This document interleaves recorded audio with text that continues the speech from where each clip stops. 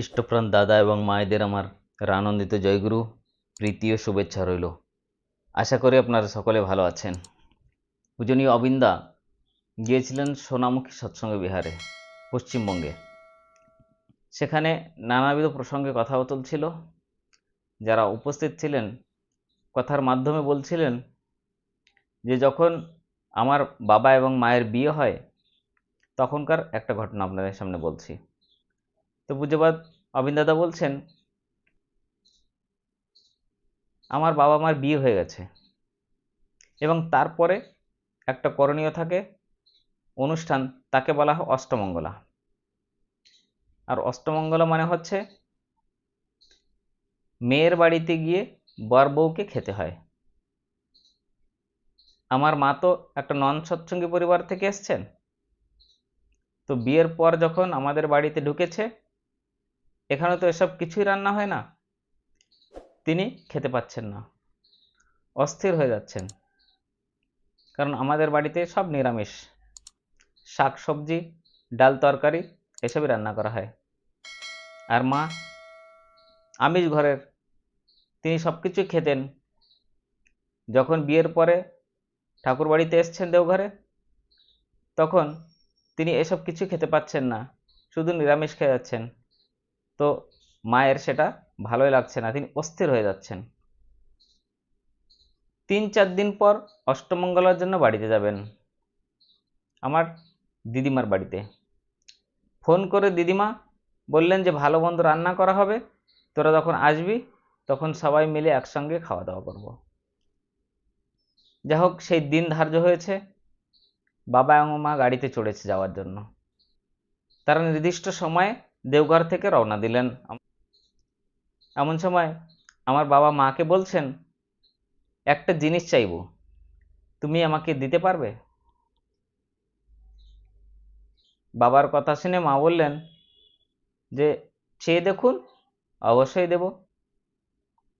তখন বাবা বললেন, বিয়ের পর মেয়ের পরিবার থেকে ছেলেদের পরিবারকে কাপড় জামা ঘড়ি চেন এসব কত কিছু দেয়, তো আমার দাদু আমার বাবাকে কোনো ঘড়ি দেয়নি। বলছেন অবিন দাদা যে আমার দাদু আমার বাবাকে কোনো ঘড়ি দেয়নি। তখন আমার মা ভাবছেন যে এ বেটা কি ঘড়ি চাইবেন নাকি, যে তোমার বাবা আমাকে ঘড়ি দেয় নাই, আমাকে একটা ঘড়ি দিও। আমার মা তাই ভাবছেন, এই ভাবছেন। আর তার মধ্যে আবার বাবা বললেন, তুমি পারলে বাড়িতে গিয়ে এবার মাছ মাংস খেও না।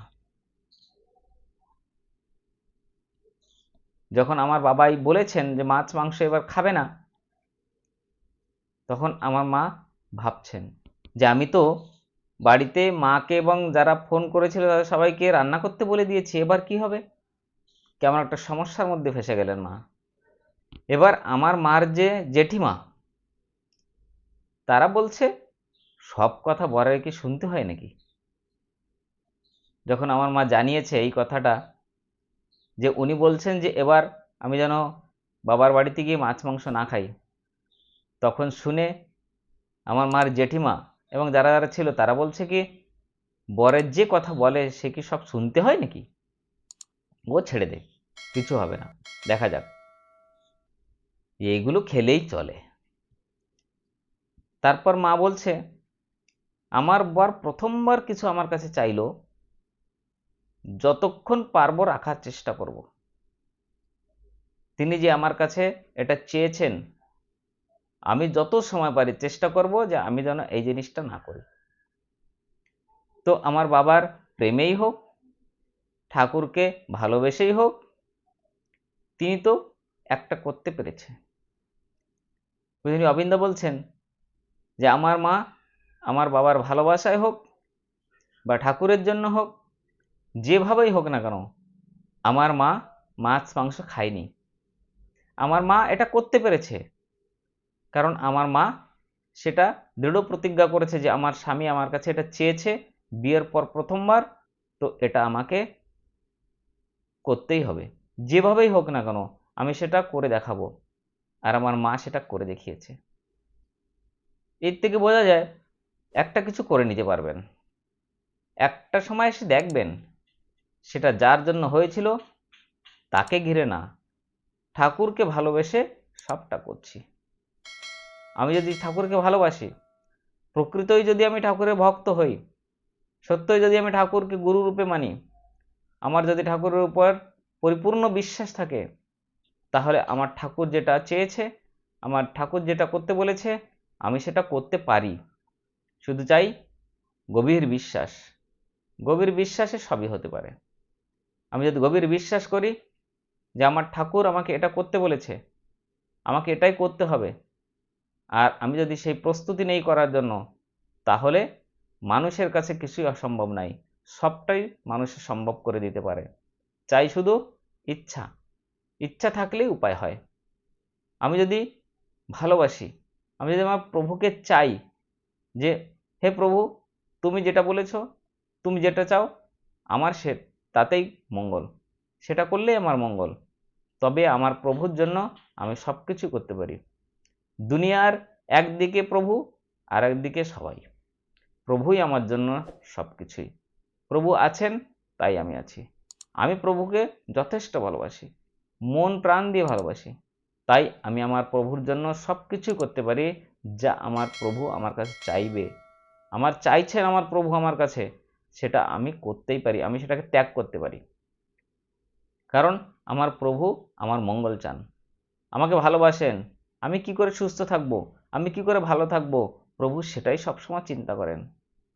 তাই যদি আমি প্রভুর উপর পরিপূর্ণ বিশ্বাস করে সব কিছু ছেড়ে দিতে পারি যে হে দয়াল, হে পরমপিতা, তোমার ইচ্ছাই মঙ্গল, তুমি যেটা চাও তাতেই আমার মঙ্গল হবে, এই দৃঢ় বিশ্বাস যখনই আমার মনের মধ্যে আসবে, তখন দেখবেন কেউ বলতে হবে না যে এটা করো সেটা করো, এটা ভালো এটা মন্দ। যেটা আমার করার ইচ্ছা, আমার প্রভু আমাকে যেটা করতে বলেছেন, আমি সেটাই করব। আর তখনই সম্ভব হবে যখন আমি ঠাকুরকে ভালোবাসতে শিখব। ঠাকুরের প্রতি যখন আমার মনের মধ্যে টান আসবে, ভালোবাসা, প্রেম, প্রীতি আমার মনের মধ্যে জেগে উঠবে, তখনই আমি এটা সম্ভব করতে পারবো। অসম্ভব কিছুই নয়। এই যে আচরণের মধ্যে দিয়ে তিনি দেখিয়ে যাচ্ছেন, শ্রী শ্রী ঠাকুরও বলেছেন যে ইষ্ট গুরু পুরুষোত্তম, প্রতীক গুরু বংশধর, রেত শরীরের সুপ্ত থেকেও জ্যান্ত তিনি নিরন্তর।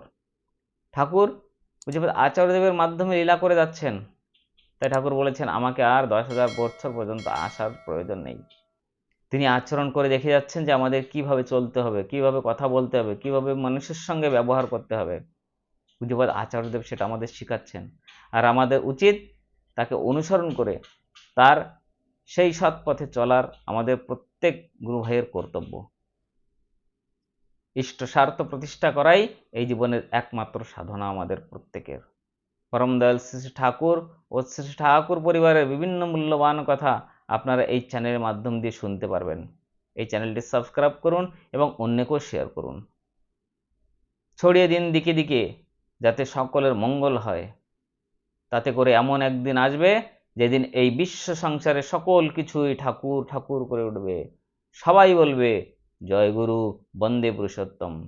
কারণ সর্বোত্তম লীলা হচ্ছেন নরলীলা, আর পরম প্রেমময় শ্রী ঠাকুর অনুকূলচন্দ্র এই যুগে কলিযুগে এসে নরলীলা করে যাচ্ছেন। সশরীরে তিনি অস্তিত্ব নিয়ে এখানে লীলা করে যাচ্ছেন ভক্তদের সঙ্গে। পূজ্যপাদ আচার্যদেব, পূজ্যপাদ দাদা, পূজনীয় অবিন্দা, রেত শরীরে শ্রী ঠাকুর এনাদের মাধ্যমে লীলা করে যাচ্ছেন। সেটা আমাদের বুঝতে হবে, শুনতে হবে, জানতে হবে, এবং বৎসরে একবার দেওঘরে গিয়ে আচার্য দর্শন করে নিজ জীবনকে ধন্য করতে হবে। আচার্যর সঙ্গ করতে হবে। আচার্যর সঙ্গ না করলে চার্জ হয় না। যেমন ব্যাটারি ধীরে ধীরে ব্যবহার করতে করতে চার্জিং চলে যায়, তেমনি আমাদের জীবনটাও আমরা সংসারের মধ্যে আছি, সবাইকে চলছি ফিরছি খাচ্ছি সবই করছি, কিন্তু আমাদের এই শরীরটাকে মনটাকে চার্জিং করতে হলে, সৎ পথে চলতে হলে দেওঘরে গিয়ে আচার্যকে দর্শন করতে হবে, প্রণাম করতে হবে, এবং চার্জিং হয়ে আসতে হবে, ফিরে আসতে হবে আমাদের চার্জিং হয়ে। তাই প্রত্যেকে চেষ্টা করবেন যেন আমরা দেওঘরে গিয়ে আচার্য দর্শন করতে পারি। সেখানে গেলে দেখা যায় লক্ষ লক্ষ মানুষ এক জায়গায় সমবেত প্রার্থনা করছে, আনন্দবাজার ভান্ডারা নিচ্ছে, জয় গুরু বলে একজন আরেকজনকে আলিঙ্গন দিচ্ছে, কত ভালোবাসা, প্রেম, প্রীতি। যারা না চেনে, অজানা, তারাও কিছুক্ষণের মধ্যে একদম আপন হয়ে যাচ্ছে। ঠাকুর তাই বলেছেন, গুরু ভাইয়ের মতো আপন আর এই দুনিয়ায় কেউ নাই। গুরু ভাই সব থেকে বেশি ভালো আর আপন হয়। তাই প্রত্যেকে চেষ্টা করবেন যেন আমরা দেওঘরে গিয়ে আচার্যদেবের দর্শন করতে পারি, তার সঙ্গ করতে পারি, ওনাকে অনুসরণ করতে পারি। তবেই আমরা এই যে মানব জীবন পেয়েছি, এই মানব জীবন আমাদের সফল হবে, সাফল্যমণ্ডিত হবে। প্রত্যেকেই ভাই বোন মা বাবা সকলকে নিয়ে পরিবারের সুখ এবং শান্তি থাকতে পারবো। এছাড়া আর কোনো উপায় নেই শান্তিতে থাকার। তাই আজ থেকে প্রতিজ্ঞাবদ্ধ হতে হবে যে ঠাকুর, হে পরমপিতা, হে কুলো মালিক, তোমার দয়াই সব কিছু। আমি তোমার ইচ্ছা মতো চলার চেষ্টা করব, যতটা পারি সম্ভব আমার কাছে। আমি তুমি যেটা বলেছো সেটাই মেনে চলার চেষ্টা করব, সেই পথেই চলার চেষ্টা করব যেভাবে তোমাকে আমি খুশি করতে পারি। আমি এমন চলনে চলবো যেন তুমি খুশি হও। আপনাদের প্রত্যেকের মঙ্গল কামনা পরম প্রেমময় ঠাকুর চন্দ্রের শ্রীচরণে করে আজকের ইষ্ট প্রসঙ্গ এখানেই শেষ করছি। আবার দেখা হবে আর একটা সুন্দর বিষয় নিয়ে ইষ্ট প্রসঙ্গের মাধ্যমে।